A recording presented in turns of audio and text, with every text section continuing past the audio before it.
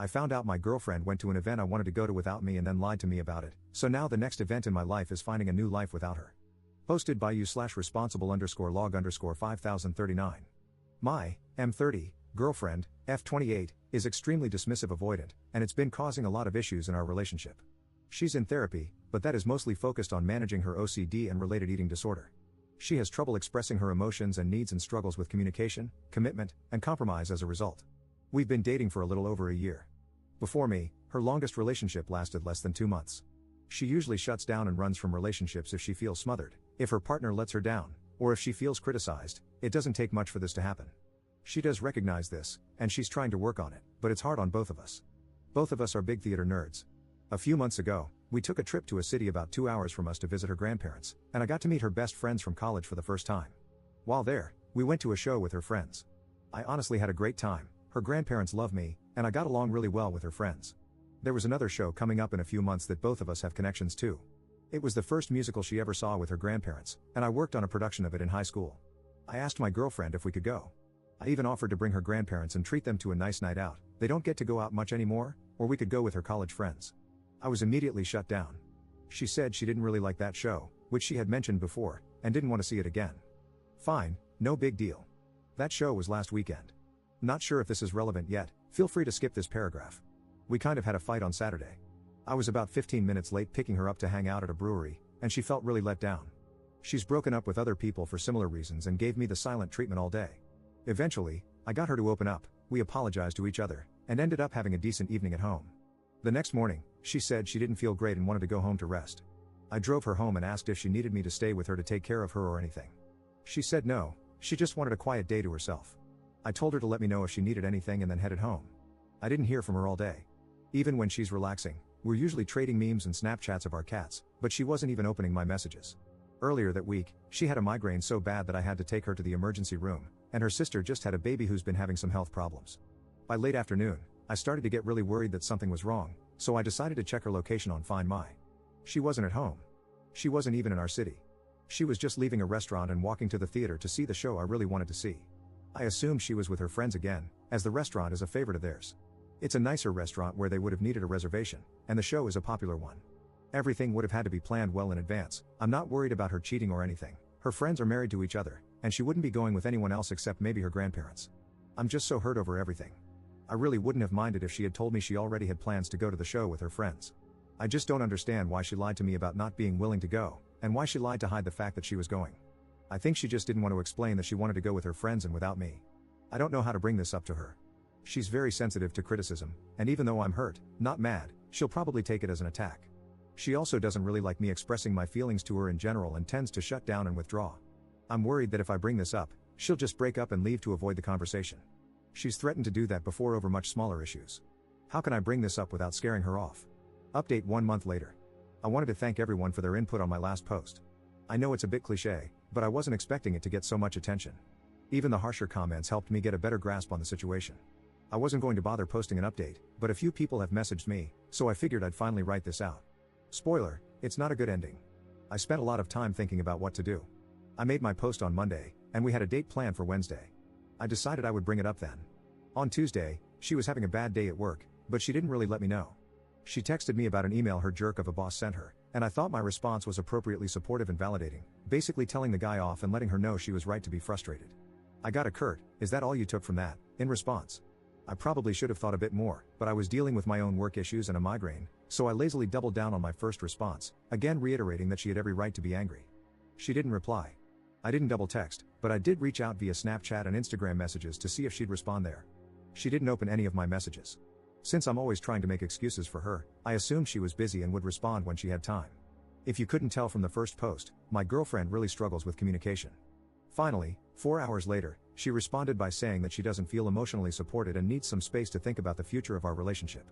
I was super confused and asked what was wrong. Her response was, "I just had a really crappy day and you didn't even bother to call me." I kind of snapped at that. I asked why she didn't respond to any of my messages, or why she couldn't have said something like, "Hey, I had a really bad day at work and need to hear your voice." I pointed out that she never asks me for emotional support, she just acts out until I figure out what she needs, or until she gets frustrated and gives me the silent treatment. She replied, "I didn't respond because it wouldn't have mattered. I cannot always be the one putting in the work. I explained, for what felt like the thousandth time, that I can't read her mind, she needs to communicate her needs. She's intentionally avoiding the work by refusing to open up and ask for help. I understand that's hard for her, but I can't make up for that on my end.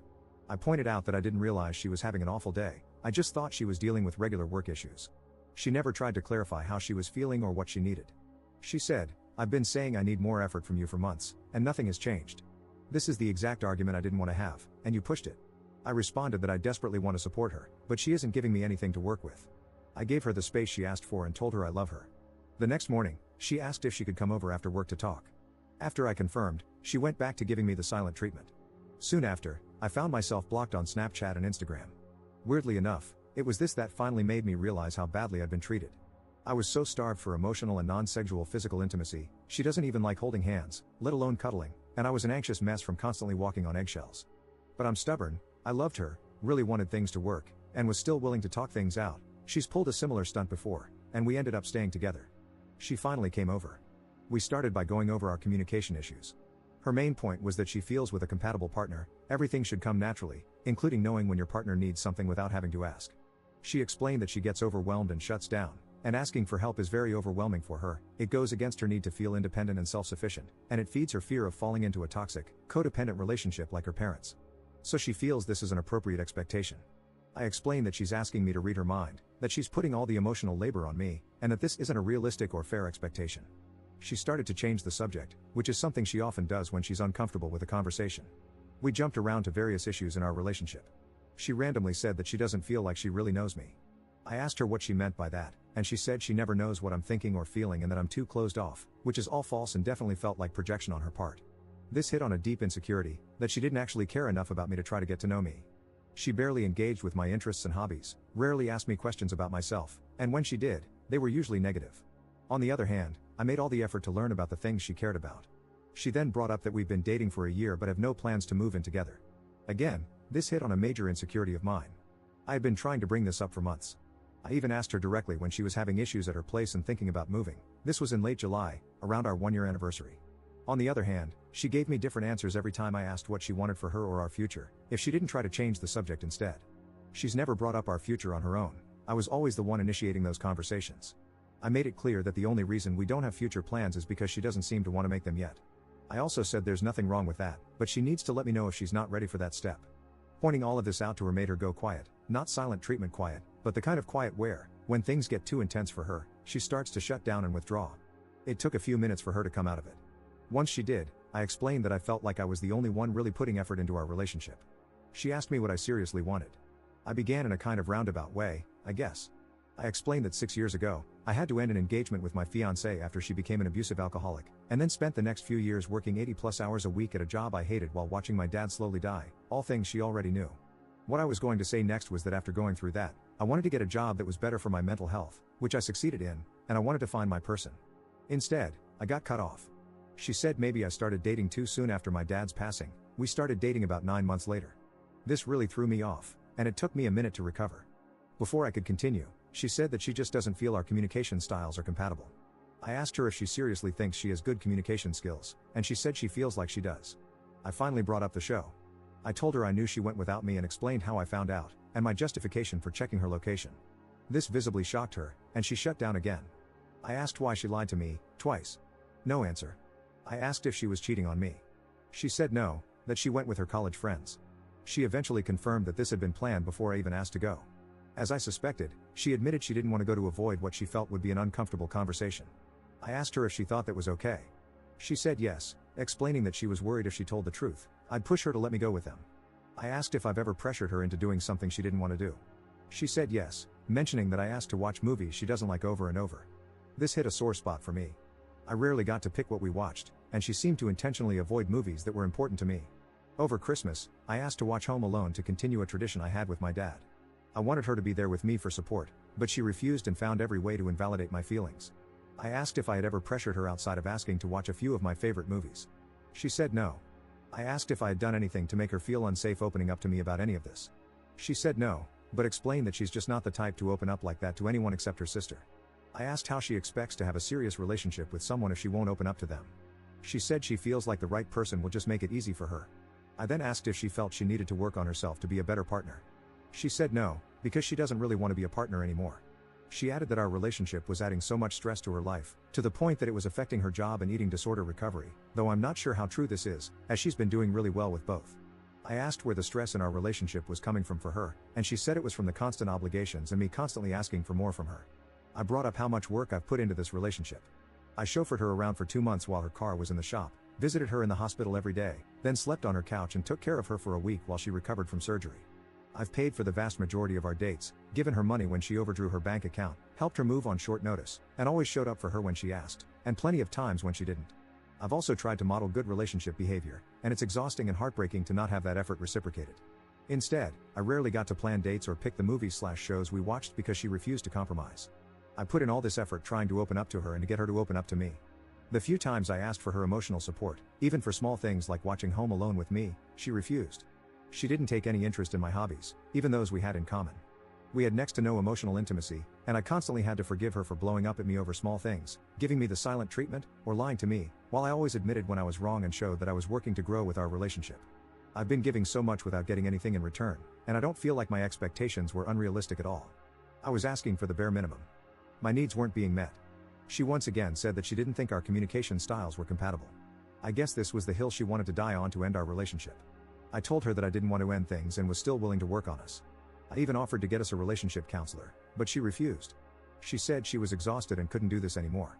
By that point, I was exhausted too, and agreed to end things.